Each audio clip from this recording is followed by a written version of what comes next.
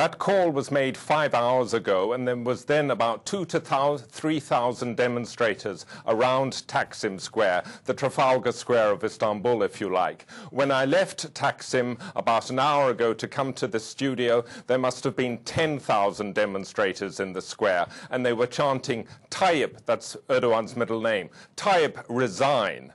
In other words, the protesters have defied him. And this must be a blow to his authority. Perhaps when historians write his biography, they will say that this was a political mistake, because his determination to destroy a park has mobilized public opinion across the country against him. You had thousands of people walking from the Asian side of Istanbul to the European side across the Bosphorus Bridge at dawn this morning. You've had 10,000 students in Ankara walking towards Parliament. There have been demonstrations in other cities. The cause of this park has been a rallying cry against the government, against Erdogan in particular. Now, Erdogan, he's admitted that police have used excessive force in some instances, and we seem to see the police backing off a bit from the square to allow the protests to happen. How is this going to play out?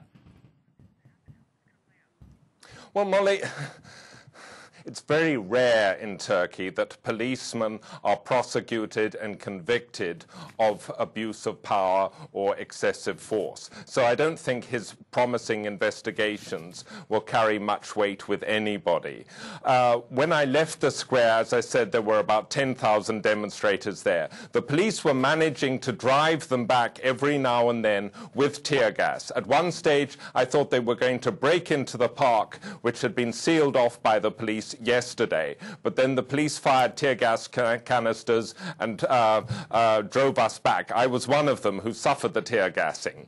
But I ran down Istiklal Caddesi, which is the main pedestrian thoroughfare going to the square to get to the studio. It's a street about 2.5 kilometers long. There must have been 20,000 people in that street, all marching towards Taksim Square, all chanting slogans against Erdogan. Now, you can drive people back with tear gas, but when the numbers get to 20, 30,000, how successfully can you do that without triggering a stampede in which hundreds of people are killed just by other people trampling on top of them? So I think it has become a security nightmare, and I wouldn't be surprised if the police officers are now recommending to the government that they themselves back off and allow the demonstrators to get into that square.